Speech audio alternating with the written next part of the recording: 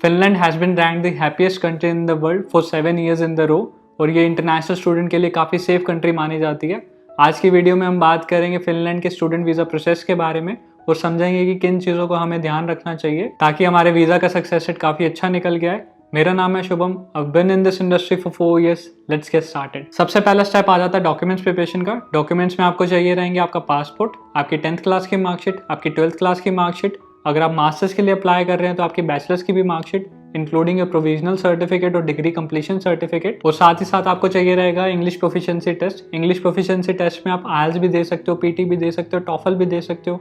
आइल्स में minimum band score आपको चाहिए रहेगा 6 bands overall, not less than 5.5 for bachelor student. For master student आपको चाहिए रहेंगे 6.5 bands overall, not less than 6। और आपको चाहिए रहेगी statement of purpose. Statement of purpose को एसओपी कह देते हैं। इसमें आपको बहुत ही रिफाइंड वे में एक्सप्लेन करना पड़ेगा आपकी मोटिवेशन फिनलैंड जाने के लिए, जिसमें आपको बताना पड़ेगा कि why have you decided to study in Finland, what are your future plans, why have you decided to study this course. ये एक आपका इंप्रेशन क्रिएट करेगा यूनिवर्सिटी के आगे, जिससे आपके एडमिशन के चांसेस बहुत ज़्यादा बढ़ सकते हैं। और साथ ही साथ आपको चाहिए रहेगा letter of recommendation. Letter of recommendation का मतलब होता है एलओआर। ये आप अपने स्कूल से भी जाके ले सकते हो, यूनिवर्सिटी से भी जाके ले सकते हो, जो भी आपकी लास्ट क्वालिफिकेशन है।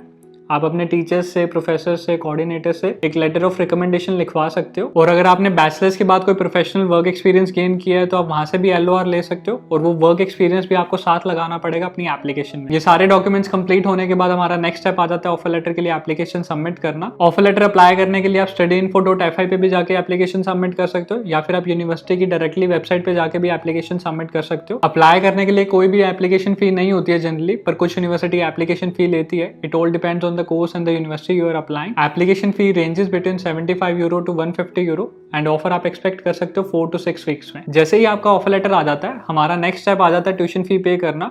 Tuition fee ranges between 8 lakh rupees to 10 lakh rupees per annum and I would highly recommend कि आप 1 ईयर की ट्यूशन फी एटलीस्ट पे करिए ताकि आपके वीजा का सक्सेस रेट काफी अच्छा निकल के आए। जैसे ही आप अपनी ट्यूशन फी पे कर देते हो, यूनिवर्सिटी आपको एक एलओए या फिर एडमिशन लेटर देती है और साथ ही साथ आपको ट्यूशन फी रिसिप्ट भी देती है, जो कि आपके वीजा एप्लीकेशन वाले टाइम लगते हैं। जैसे ही आपने अपनी ट्यूशन फी पे कर दी, हमारा नेक्स्ट स्टेप आ जाता है फाइनेंशियल डॉक्यूमेंट्स का। फिनलैंड में हम वैसे ही आपसे एक्सपेक्ट करती है कि आपके पास 1 ईयर की ट्यूशन फी प्लस 1 ईयर का लिविंग एक्सपेंस हो। अगर आपने अपनी 1 ईयर की ट्यूशन फी पे कर दिया तो आपको सेपरेटली नहीं दिखानी होती, आपको सिर्फ अपना 1 ईयर का लिविंग एक्सपेंस दिखाना होता है, जो कि आया था 800 euro per month, which is 9600 euro per annum, जो कि इंडियन करेंसी में 10 to 11 लाख रुपीज बनते हैं। ये 11 लाख रुपीज आप अपने अकाउंट में भी दिखा सकते हो, अपने पेरेंट्स के अकाउंट में भी दिखा सकते हो। It can be in the form of savings और it can be in the form of FD. आप जैसे भी दिखाना चाहे दिखा सकते हो, पर ये 6 months ओल्ड होने चाहिए। हम वैसे ही आपसे एक्सपेक्ट करते हैं कि आपके फंड्स एटलीस्ट 6 महीने पुराने हो और उसमें कोई भी मेजर डिपॉजिट ना हो। अगर उसमें कोई भी मेजर डिपॉजिट है तो उसकी एक्सप्लेनेशन और उसके सोर्सेज भी आपको दिखाने पड़ेंगे साथ में। और अगर आपका प्लान एजुकेशन लोन लेना है तो आप अपना सैंक्शन लेटर दिखा सकते हो, उससे 6 months ओल्ड की कंडीशन खत्म हो जाती है। मेक श्योर आपके फंड्स और सोर्स ऑफ फंड्स एकदम कंप्लीट हो। अगर उसमें थोड़ा सा भी ट्वीक होगा तो हम वैसे ही आपका वीजा रिफ्यूजल भी दे सकती है। जैसे ही आपके फाइनेंशियल डॉक्यूमेंट्स कंप्लीट हो जाते हैं, हमारा नेक्स्ट स्टेप आ जाता है हेल्थ इंश्योरेंस का। हेल्थ इंश्योरेंस के बिना आप वीजा एप्लीकेशन सबमिट नहीं कर सकते हो। अगर आपका कोर्स 2 साल से ज्यादा का है तो आपका मिनिमम कवरेज होना चाहिए 40,000 यूरो का, और अगर आपका कोर्स 2 साल से कम का है तो आपका मिनिमम मेडिकल कवरेज होना चाहिए 120,000 यूरो का। और ये इंश्योरेंस आप प्राइवेट एंटिटी से करवा सकते हो, बस वो वैलिड होना चाहिए फिनलैंड में। One important point two note here is that कि फिनलैंड के स्टूडेंट वीजा प्रोसेस में मेडिकल नहीं करवाना पड़ता आपको, अनलाइक कनाडा, ऑस्ट्रेलिया, जहाँ पे आपको मेडिकल रिक्वायर्ड है वीजा एप्लीकेशन सबमिशन से पहले। जैसे ही आपके फंड्स रेडी हो जाते हैं, हेल्थ कवर डन हो जाता है, नेक्स्ट स्टेप हमारा आ जाता है वीजा एप्लीकेशन सबमिट करने का। इसको रेजिडेंस परमिट फॉर स्टडीज भी कहते हैं। वीजा एप्लीकेशन फीस है 350 यूरो और साथ ही साथ आपको एक बायोमेट्रिक अपॉइंटमेंट लेना पड़ेगा। आपको वीएफएस ग्लोबल में जाके अपना बायोमेट्रिक देना पड़ेगा, प्लस आपको अपने सारे डॉक्यूमेंट्स भी साथ कैरी करने होंगे। डॉक्यूमेंट जो साथ कैरी करने हैं उसकी लिस्ट आपको स्क्रीन पे दिख जाएगी।